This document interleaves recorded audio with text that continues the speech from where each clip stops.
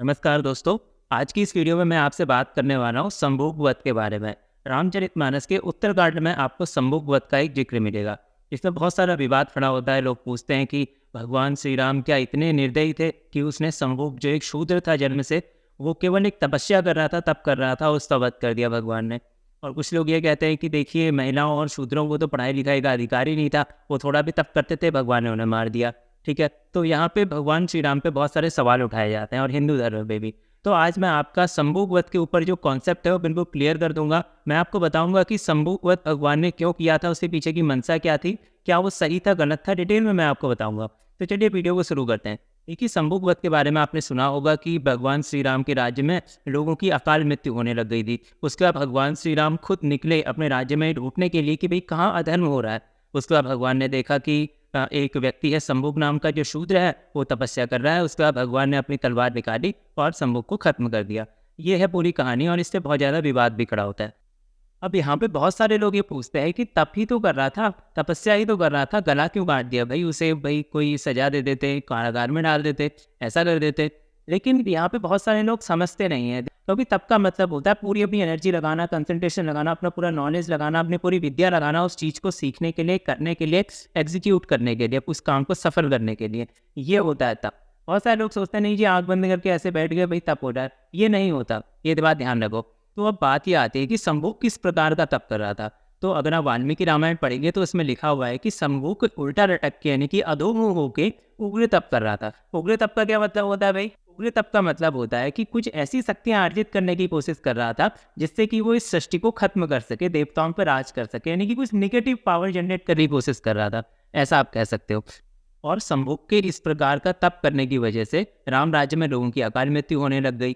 और अकाल मृत्यु भी एक दो की नहीं, बहुत ज़्यादा लोगों की हुई थी। अगर आप पढ़ेंगे तो बहुत ज़्यादा लोगों की हुई थी। उसमें शूद्र भी थे, वैश्य भी थे, ब्राह्मण भी थे, क्षत्रिय भी थे। सभी वर्णों के लोग थे जिनके बच्चों की मृत्यु होने लग गई थी। भगवान श्री राम ने देखा कि ये ऐसा क्या हो रहा है, राम राज्य में इतने सालों से तो ऐसा नहीं हुआ, जो बच्चे थे वो अकाल मृत्यु के ग्रास बन रहे हैं। तो उसके बाद भगवान श्री राम निकट पड़े अधर्म की खोज में, और जैसे ही उन्हें मिला कि भाई ये अधर्म का काम कर रहा है, भगवान ने उसका सफाया कर दिया। ये सिंपल सा कॉन्सेप्ट है संभोग पद के पीछे। अब यहाँ पे बहुत सारे लोग ये बोलते हैं कि महिलाओं और शूद्रों को तो हिंदू धर्म में तप करने का अधिकार नहीं दिया गया था और संभोग तप कर रहा था, इसलिए भाई भगवान ने सब सफाया कर दिया। लेकिन ये बात पूरी तरह से सही नहीं है, क्योंकि अगर आप सबरी का प्रसंग देखेंगे तो सबरी जो है वो शूद्र थी। और शूद्र, अगर बहुत सारे लोगों ने ब्राह्मण भी मानते हैं, चलो वो ब्राह्मण भी थी तो एक बारी के लिए इतना तो मानते होगे ना कि सबरी एक महिला थी, एक स्त्री थी सबरी। और अगर स्त्रियों के लिए तप करना वर्जित होता तो आप वाल्मीकि रामायण खुद पढ़ के देखिए, उसमें लिखा हुआ है कि जो सबरी थी वो तपस्विनी थी, वो तप करती थी, उन्होंने बहुत सारी सिद्धियां अर्जित भी की हुई थी। अगर आप पढ़ेंगे, मैं लगा दूंगा यहाँ साइड में, आप पढ़ के देखिए। तो इससे ये साबित हो जाता है कि जो वैदिक हमारा कल्चर था उसमें महिलाओं को पढ़ाई लिखाई से या फिर शूद्रों को पढ़ाई लिखाई से वंचित नहीं रखा गया था। एक और एग्जाम्पल मैं आपको देता हूँ। हमारे इतने अच्छे अच्छे मंदिर बने हैं, आप साउथ में जाके देखेंगे, नॉर्थ में देखेंगे, तो जो मंदिर की इतनी अच्छी कलाकृतियाँ बनी हुई हैं, मंदिर का इतना अच्छा डिजाइन बना हुआ है, वो डिजाइन किसी ब्राह्मण ने तो नहीं बनाया होगा, वो डिजाइन शूद्रों ने ही बनाया होगा, क्योंकि जो ये आर्किटेक्चर का काम था सब शूद्रों के अंतर्गत आता है। और इतना बढ़िया डिजाइन कोई बिना पढ़े लिखे या अनपढ़ व्यक्ति तो नहीं बना सकता। जिसने अच्छा नॉलेज लिया होगा ज्योमेट्री का, भाई कितनी लेंथ होती है, कितना झुकाव रखना पड़ेगा, कितना एंगल होता है, ये सारी जानकारी जिसको होंगी वही तो इतना अच्छा डिजाइन कर पाएगा। कोई ऐसी कल्पना लौंडा ऐसे डिजाइन तो नहीं कर पाएगा। तो मतलब सभी वर्णों के लोगों को पढ़ाई लिखाई का अधिकार था। लेकिन जैसे मान लो ब्राह्मण है, ब्राह्मण को वेद शास्त्र अध्ययन करने का अधिकार था। लेकिन अगर क्षत्रिय को आप वेद शास्त्र पढ़ाने लग जाओगे पूरा डिटेल में, पूरा वेद ही वेद पढ़ा रहे हो क्षत्रियों को, तो उसका क्या मतलब रह गया? क्षत्रिय का काम है देश की रक्षा करना। तो क्षत्रियों के लिए क्या होगा कि भाई थोड़ा बहुत तो वेद शास्त्र पढ़ेंगे, जिसकी वजह से उन्हें सही और गलत का पहचान करने का एक आइडिया लग जाए। उसके बाद उन्हें पूरी जिंदगी भर शस्त्र चलाना, गदा चलाना, बाण, धनुष बाण, ये सारी चीज़ें सिखाई जाएंगी, सभी चीज़ें सिखाई जाएंगी। इसी प्रकार से जो वैश्य है उसे भी थोड़ा बहुत वेद का ज्ञान दिया जाएगा, जिससे कि सही गलत वो पहचान सके। उसके बाद उसे अर्थशास्त्र और समाजशास्त्र जितनी भी चीज़ें होती हैं उसका नॉलेज को दिया जाएगा। और शूद्रों को कलाकृतियों का और जो आर्किटेक्चर है उस सब का नॉलेज दिया जाएगा। और वेद शास्त्र का थोड़ा बहुत अध्ययन, जिससे कि सही और गलत, क्या धर्म है क्या अधर्म है, इसकी शिक्षा उन्हें दी जाएगी।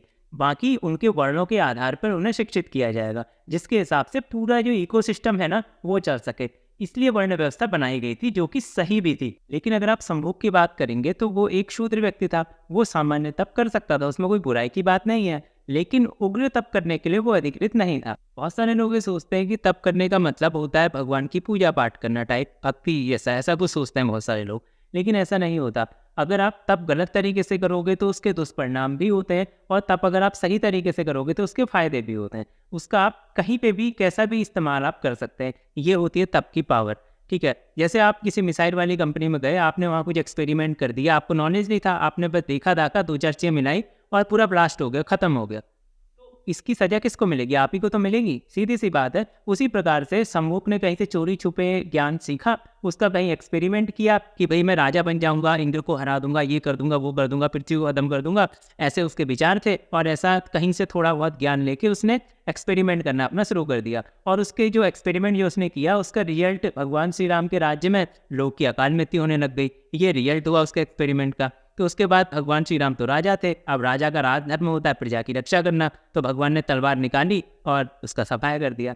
तो ये इसके पीछे का सिंपल सा कॉन्सेप्ट है। यहाँ पे ऐसा नहीं है कि भाई वो शूद्र से है, वैसे से है, ब्राह्मण से है, ऐसा है वैसा है, इसको अधिकार है, इसको अधिकार नहीं है, ये बात नहीं है।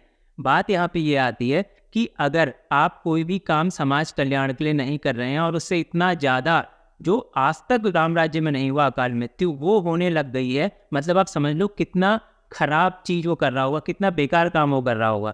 तो भगवान राम ने उसी के हिसाब से उसे दंड दिया। यहाँ पे कोई ये ब्राह्मण क्षत्रिय वाली कोई ऐसी कोई बात नहीं है कि भाई वो शूद्र था तो मार दिया, ऐसा कुछ कॉन्सेप्ट नहीं है। यहाँ पे धर्म और अधर्म का कॉन्सेप्ट है, बस इतनी ही सी बात है।